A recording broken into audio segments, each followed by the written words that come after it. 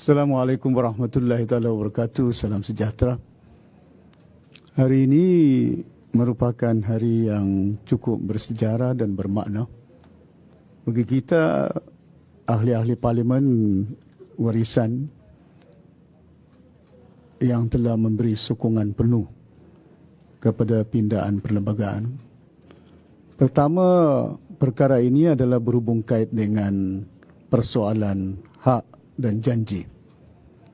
Sejarah itu penting, di mana penubuhan Malaysia berlandaskan dengan janji dan menentukan hak-hak yang telah menandatangani janji itu dapat memenuhi apa yang termaktub di dalam perjanjian seperti Perjanjian 63. Jadi kita memberi sokongan penuh bukan oleh kerana perkara-perkara yang lain, kerana kita sedar bahawa ini merupakan salah satu langkah untuk memastikan supaya menyentuh nurani, cita rasa, the nerves rakyat Malaysia yang ada di seluruh negara, tidak mengira sama ada ianya berada di Pahang, sama ada ianya berada di Kelantan, bahkan di seluruh Sabah dan Sarawak. Ini penting kerana kita sedar dan tahu Perlembagaan Malaysia Artikel 1/2 itu merupakan perkara yang cukup penting, iaitu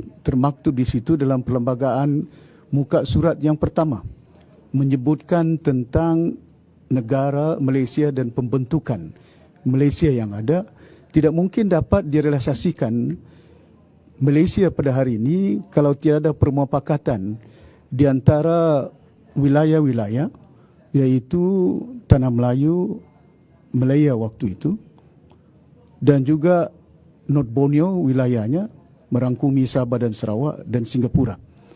Maka dengan itu penting bagi kita untuk memastikan supaya apa yang termaktub di dalam perjanjian itu dikembalikan seperti apa yang telah dibatalkan pada tahun 1976 dan menggunakan akta darurat sehingga ia menjadi kenyataan dan sehingga ketidakselarian Perlembagaan Malaysia dan juga Perlembagaan Negeri Sabah dan Sarawak itu. Maka dengan itu penting bagi kita untuk memastikan supaya perkara ini, pindaan perlembagaan ini menjadi satu perkara yang cukup penting untuk negara Malaysia. Di samping itu, kita juga sedar dan tahu kita tidak main politik dan kita sedar dan tahu bahawa perkara yang sama pernah kita bawa pada bulan April 2019. Malangnya pindaan itu tidak dipersetujui oleh beberapa ahli-ahli parlimen oleh kerana kemungkinan persoalan pesuan, oleh kerana kemungkinan kandungan berbagai perkara yang perlu disusun atur. Namun demikian, kita juga sedar bahawa contohnya pindaan sepatutnya dilakukan kepada Artikel 160 dan perkara-perkara yang lain. Tapi menyedari hakikat Artikel 1/2 merupakan pokok kepada Perlembagaan Malaysia yang ada, tafsiran wilayah-wilayah yang terlibat dalam pembentukan Malaysia ini cukup penting. Maka dengan itu tidak ada persoalan untuk kita tidak menyokong. Dalam pada itu kita juga membangkitkan persoalannya di Parlimen dengan begitu lantang, dengan begitu objektifnya, tanpa kita mengira bahawa kita merupakan sebuah parti politik. Kita tidak politikkan pindaan perlembagaan negara kita. Kita nakkan supaya mantapkan perlembagaan ini, supaya kita dapat mendolatkan perlembagaan, jangan dicabuli, dan penyatuan rakyat dapat kita jayakan. Ini di antara perkara yang penting. Bukan kita jayakan agenda politik kita, bukan kita jayakan agenda kumpulan kita. Yang penting kepada kita ialah negara ini perlu didaulatkan sebaik mungkin.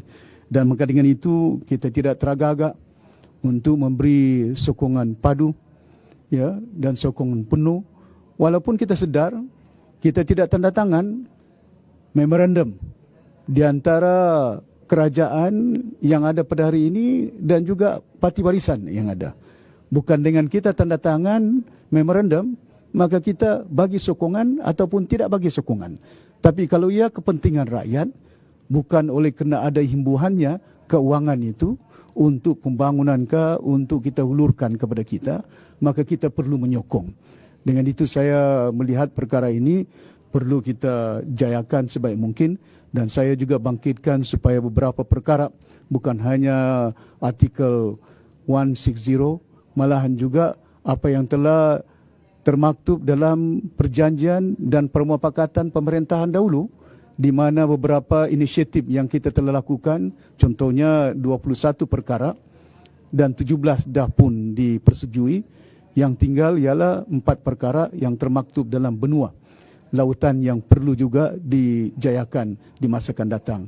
Dan saya telah mendengar bila persoalan berbangkit bahawa jaminan diberikan oleh Yang Berhormat Menteri, mereka akan teruskan untuk merealisasikan perkara ini.